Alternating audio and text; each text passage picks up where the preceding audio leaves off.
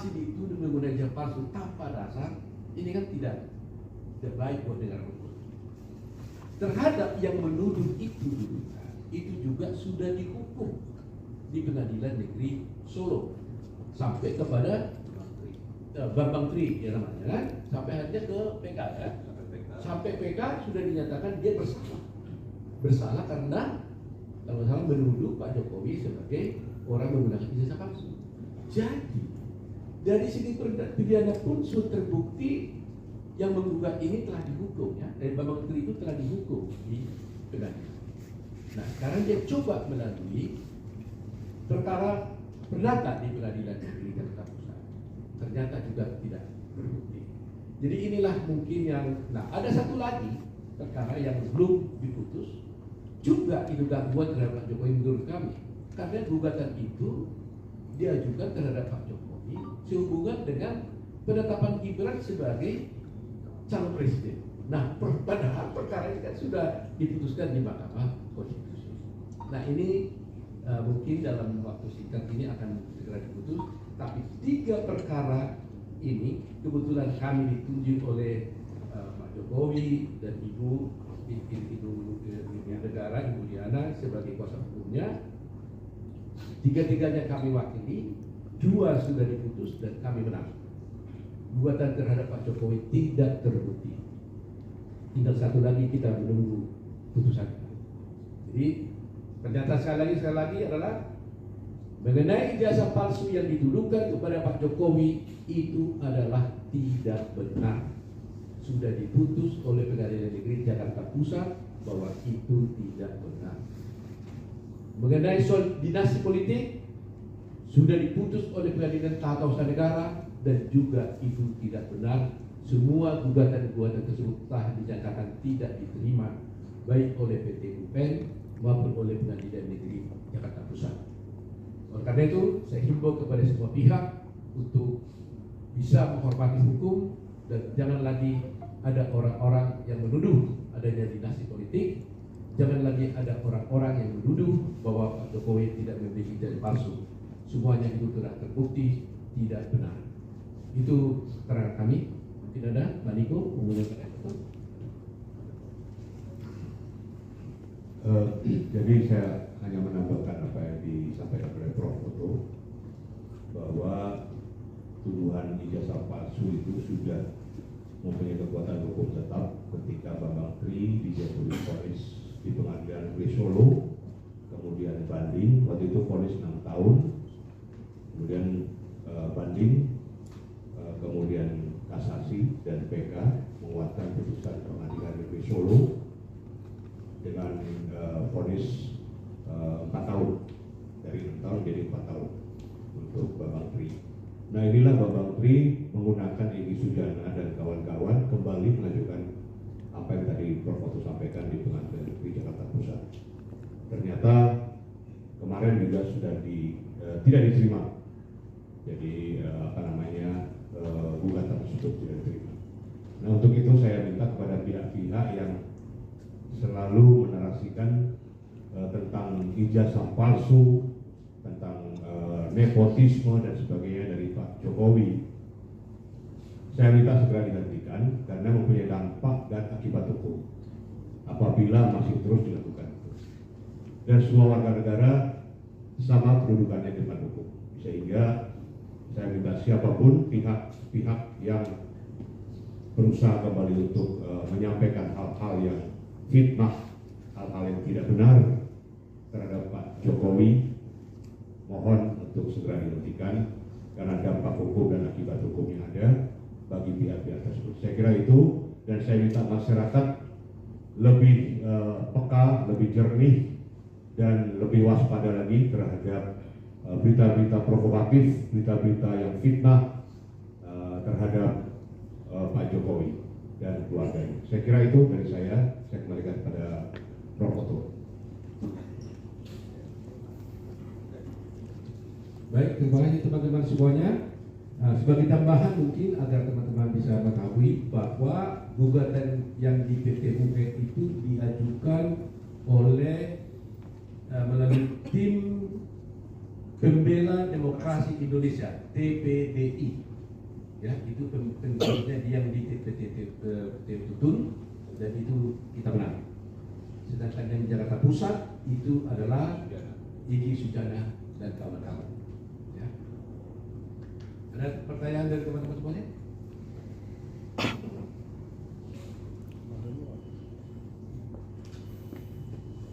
Jadi sudah jelas ya, 3 perkara itu sekarang 2 udah diputus dan sama sekali tidak ada yang bisa membuktikan tentang tuduhan-tuduhan mereka.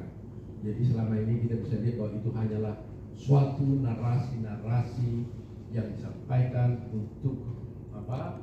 Boleh dikatakan ya kami duga sebenarnya ada juga di dalam perkara pidana. Kenapa itu dinyatakan dihukum? Karena mungkin diduga untuk melakukan fitnah atau pencemaran nama baik. Ya. Nah, sedangkan di perkara ini karena dia belum gugatan, diduga-duga tentunya kita buktikan sebaliknya. Itu saja mungkin yang ingin saya sampaikan. Nah? Ada pertanyaan dari teman-teman wartawan? Ada yang bertanya? Adalah perkara yang diajukan oleh Pak Tim Pembela Demokrasi Indonesia. Oke, jadi ada 3 Jakarta. Yang di Petun Jakarta itu pengajuannya dilakukan oleh Tim Pembela Demokrasi Indonesia ya, Jilid 1 itu Petrus Solistinus dan kawan-kawan. Yang digugat diantaranya Pak Jokowi, lebih kurang yang dibahas terkait dinasti politik. Sudah diputus oleh Petun Jakarta beberapa bulan lalu, dinyatakan tidak diterima.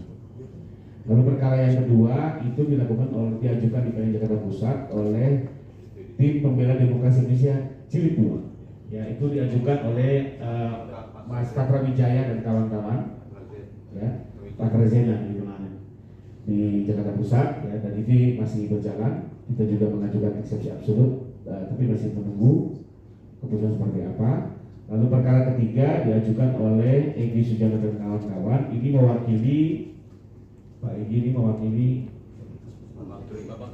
Bambang Tri dan kawan-kawan. Ya.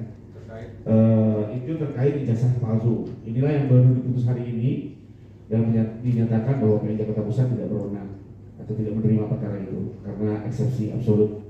Yang menarik di gugatannya Bambang Tri ini, petitumnya mungkin biar teman-teman tahu, tuntutannya adalah satu, memerintahkan Pak Jokowi untuk menunjukkan ijazah aslinya. Jika tidak bisa, maka tidak sah pengangkatannya sebagai presiden sejak tahun 2014. Itu tuntutan pertama. Kedua, tuntutannya adalah agar penggugat atau terpidana dinyatakan tidak bersalah. Yang ketiga, agar Pak Jokowi membayarkan 2010 triliun. Yang keempat, meminta pemerintah bayarkan 2010 triliun juga, jadi 2 kali 10 triliun. Lalu menuntut Pak Jokowi minta maaf dan mengakui kesalahannya pada rakyat di media massa. Dan terakhir, meminta MK untuk bersidang dan memastikan tidak ada presiden menggunakan jasa palsu. Jadi inilah petitumnya, tapi ini semua tidak masuk ke pokok perkara karena sudah dinyatakan tidak dapat diterima gugatan. Demikian. Ya, silakan. 3 perkara yang 2 sudah diputus dan 1 sudah menunggu putusan ini akan ada langkah hukum dari tim hukumnya Pak Jokowi, misalnya menggugat pihak-pihak yang mengajukan atau misalnya sudah ada mungkin nama-nama yang dicatat ini yang sudah memfitnah dan akan ada proses hukum lanjutan. Terima kasih Pak. Ini pertanyaan baru sekali nih. Jadi terhadap yang pertama itu Bambang Tri, itu kan dulu dia membuat fitnah-fitnah seperti itu di media, dan akhirnya Bambang Tri bukan oleh Pak Jokowi yang melaporkan, ya ada pihak lain. Akhirnya Bambang Tri telah dihukum penjara dan dikuatkan oleh ya, Mahkamah Agung, dan dia bersalah. Ya. Jadi coba bayangkan, dia sudah nyatakan bersalah. Itu kan menggambarkan bahwa sebenarnya tuduhan kepada Pak Jokowi itu kan tidak benar. Tetapi apa yang terjadi sudah tidak benar. Malah adalah digugatan untuk menyatakan bahwa Pak Jokowi itu menggunakan ijazah palsu. Ya seperti tadi yang dibacakan itu, malah diminta lagi gugatan ganti rugi dan sebagainya. Sudah dihukum penjara, ada lagi pihak untuk dia membuat lagi. Nah, kalau tadi ada pertanyaan lantas bagaimana? Kok sudah 3 ada gugatan, 2 sudah diputus, 2-duanya tidak terbukti. Pak Jokowi ini pertanyaan tadi kan mau apa? Mau langkah hukum apa? Yang kami tahu, Pak Jokowi tidak pernah mengatakan mau melaporkan siapa-siapa dalam hal ini. Beliau itu sungguh-sungguh berjiwa besar.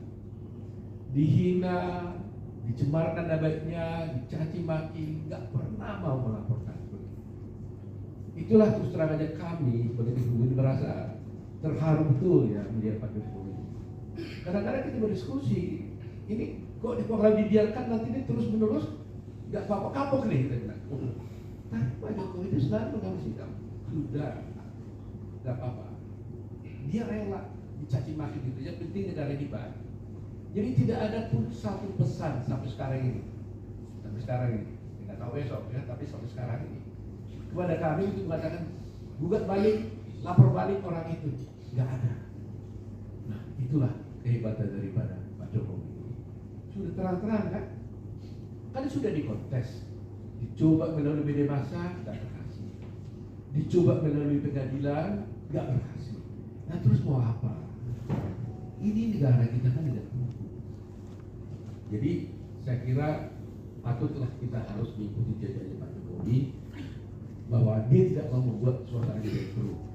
Yang penting sudah diberikan kesempatan seluas-luasnya. Kalau Anda sudah yakin juga di pengadilan ternyata mereka tidak berhasil juga. Jadi itu jawaban kita. Ya. Ada lagi yang lain? Pihak ya yang ada juga bicara KPI juga jadi pihak, ada juga yang Prabowo jadi pihak di dalam perkara itu, ada kementerian kementerian yang menjadi pihak. Nah terima kasih kepada mereka semua dan juga terima kasih kepada pengadilan tuh pengadilan Jakarta Pusat yang telah memutus perkara ini secara adil dan fair. Terima kasih.